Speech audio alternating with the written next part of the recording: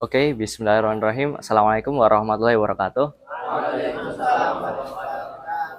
In this small chance, I'm going to be sharing one of my stories of how I got into programming. Some of you have heard it, and some of you might haven't. So I'm just going to be kind of be short and simple. So it all started when I was in elementary school, about when I was third grade. It started when I had this kind of curiosity where I wanted to know how apps are made.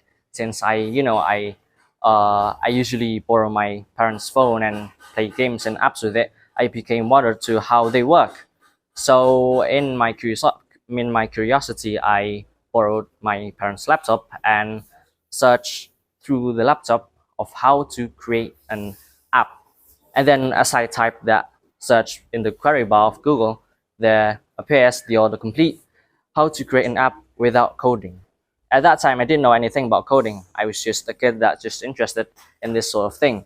So because I was a child, I thought coding was some kind of like complex thing that I need to figure out some like code mathematics stuff. I didn't like those stuff, so I pressed that autocomplete, and it turns me to a web app called Mobile App Maker. It's like a very bad web app. It doesn't really make you an app. It actually kind of emulates you one. So you can, in the website, you can kind of make an app. Usually, I think they make apps for something like shops or something like that, because I can't really like customize it. You can only add items and do some kind of stuff. And to view your app, you need to download the app to then log into your account to view your app, which doesn't really make an app because it doesn't output as an app. You need to use the app to use your app. It's kind of weird, but yeah, I did make some weird things with it. But then I got bored really quickly. So then I got bored. Because I was bored, I want to search for something new. You know what? I think I'm just going to try this coding thing, even though I don't know how it works. I don't know how it is. I'm just going to try it. So I learned coding. I first learned not the programming language, more like the HTML stuff. So some of you might know, in the software engineering major, they learn HTML and web stuff. So at that time, I was learning those stuff like HTML, CSS stuff.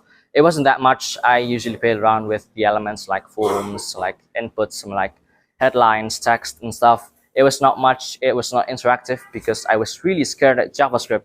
I was really scared of JavaScript. I didn't want to learn any of those things. I thought the syntax of if, else, and else or false, something like that would really confuse my puny brain, and it would just make me explode. So I only did the HTML and CSS part, wasn't really much. So then I got bored again, and then I found this app called Sketchware. Some of you know about it. So Sketchware is an Android app that allows you to create an Android app in Scratch language. So of course, most of you might have known Scratch before. Scratch is the app where you can like make games with using block code as the logic. So this Sketchware app is an Android app rather than the web app. Rather than adding on your browser, you use your phone to make apps. In your phone, you can drag and drop the blocks to create logic, and then you can kind of switch to kind of a view editor mode to kind of add text and buttons, add linear layouts, and then lay out your layout perfectly so that it could resemble the app that you want to make. This app was really amazing. It really taught me a lot about programming, since I was really excited of how you can kind of just press the run button on the bottom to create an APK. So you can share it with your friends, or you can just install it in your device. It's really cool. It's an awesome app, and I really recommend you to this day, though it's left unmaintained though. In this app, I actually got introduced to a community.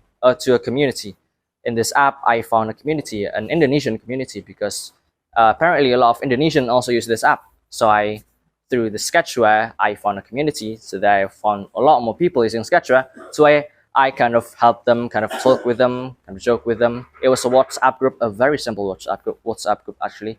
I met a lot of people. I've known a lot of people. I've learned a lot from there and helped a lot of people there. It was pretty awesome until this one guy came in. He made an app and wants people to test it. So then I helped him test the app. I joined his group and became a beta tester at that time. It was really simple. His app was really cool. Uh, but then since I was, also kind of doubling my learning. So not only I was learning SketchUp, I was learning something else on my computer. So at that time, I was learning programming with Java. Actually, it was really weird.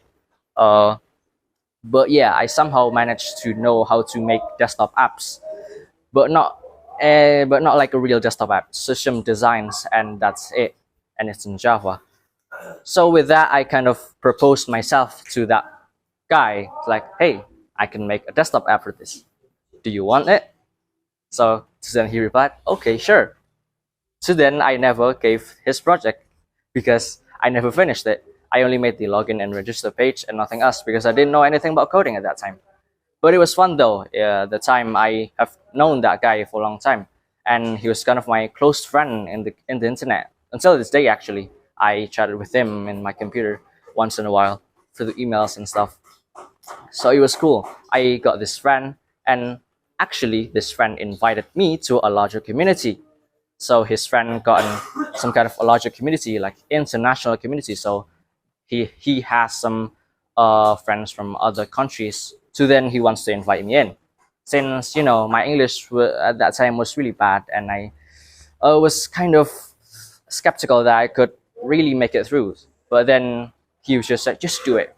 Sure. So I went in and I got to the community and kind of talked with broken English. And apparently everybody else was using broken English as well. So I felt kind of at home. It was weird. Like the community is full of broken English, not the English that you would see today.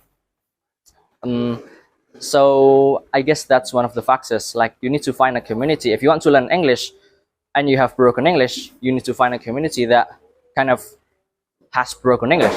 So you feel like you're at home. You feel like you're not kind of intimidated by the people that are with really good English and stuff. And I think it will teach you a lot.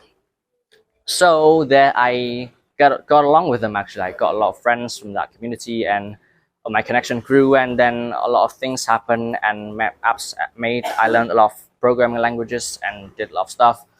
Know this guy, know that guy everywhere. It's pretty cool. And to this day, I entered IDN boarding school. I guess that's a small story about me. Thanks for listening, I suppose. I hope this kind of piques your curiosity or something. Thanks. Wassalamualaikum warahmatullahi wabarakatuh.